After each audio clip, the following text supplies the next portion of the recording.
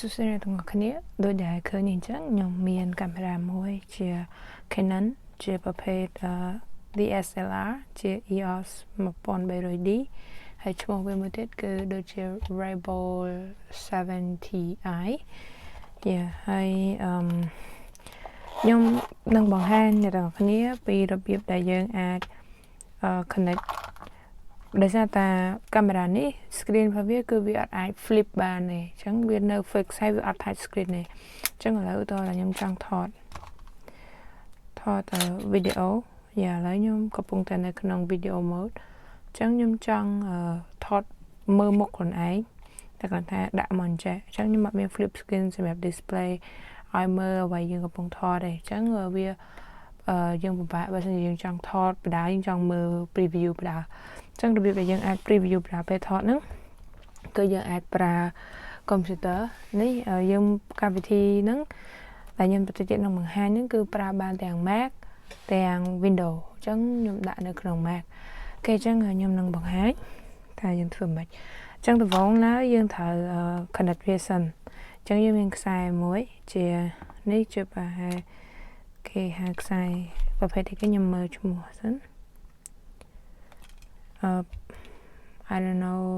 ថាគេខ្ញុំអត់ដឹងគេហៅអីប៉ុន្តែវាទំហំរូបរាងបែបនេះហើយនឹងវាអាច connect ទៅជាប្រភេទUSB Type A ធម្មតាតែចំពោះ Mac វាអត់មានប្រភេទ Type នេះទេអញ្ចឹងយើងប្រើ adapter ដើម្បី connect មួយ Type C គេអញ្ចឹងខ្ញុំចាប់ដល់ connect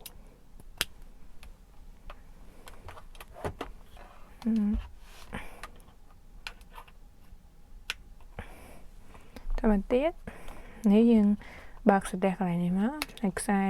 កដាលគេហ្នឹងជាប្រភេទអាហ្នឹងហើយអញ្ចឹងយើង connect វាអញ្ចឹងវាដាក់ press ប៊ូតុងនេះ to activate movie shooting អញ្ចឹងយើង press អាហ្នឹងហើយ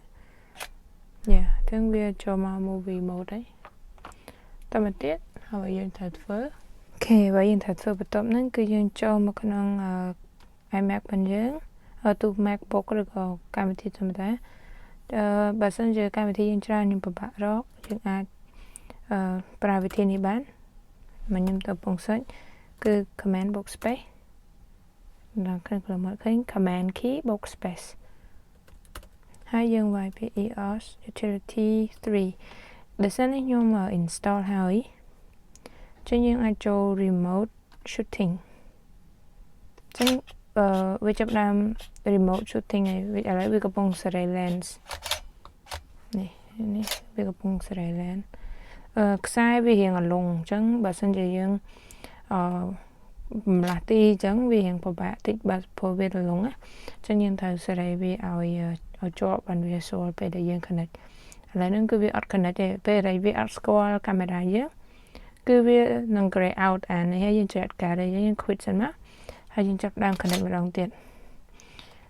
connect អត់ពិបាកប៉ុន្តែពិបាកនៅគ្រាន់ថាពេលដែលយើង move កាមេរ៉ាវាអាចនឹងដាច់ disconnect អញ្ចឹងខ្ញុំនឹងសាកម្ដងទៀតហើយចុច display អូខេខ្សែវាអត់សូវ connect ល្អអញ្ចឹងអញ្ចឹងវា load មកវិញយើង remote shooting អញ្ចឹងវាដាក់នេះព័ត៌មានពីកាមេរ៉ារបស់យើង EOS 1300D ហើយយើងអាចពេលយើងចុចឡើងនេះគឺវាសេរី lens គេវាសេរីខ្ញុំកាមេរ៉ាខ្ញុំវាចាប់អត់សូវបានច្រើន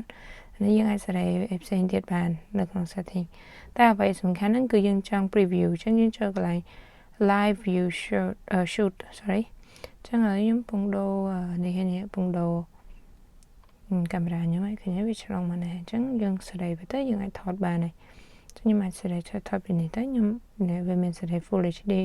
25 frame per second យើង click កន្លែងទៅវាចាប់ដើមវាចាប់ដើម record ហើយអូខេអញ្ចឹងគឺមានតែប៉ុណ្្នឹងឯងហ្នឹងគឺជារបៀបដែលយើងអាចដូចថាយើងចង់ឲ្យគេ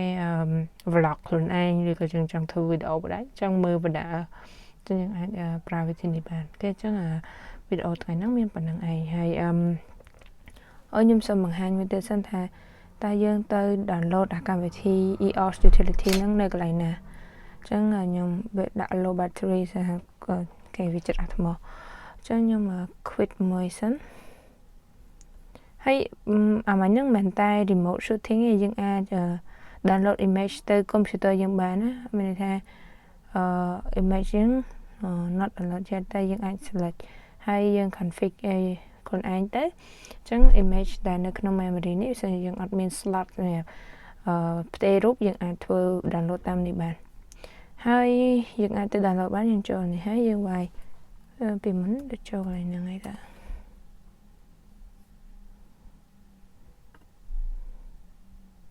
អូខេយើងអាចវាយអញ្ចឹងក៏បានដែរ EOS Utility 3.10 for Mac OS X យើងអាច download កន្លែងនេះបានហើយអានេះមិនប្រចាំសេរីតាមប្រភេទនេះចឹងដល់ហ្នឹងវាចាប់តាម download អីចឹងយើង install ធម្មតាទៅ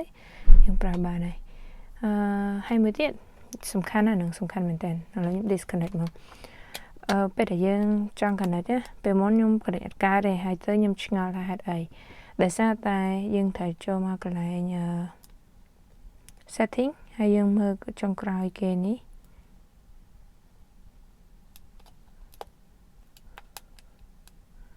ចុងក្រោយគេនេះគឺ Wi-Fi/NFC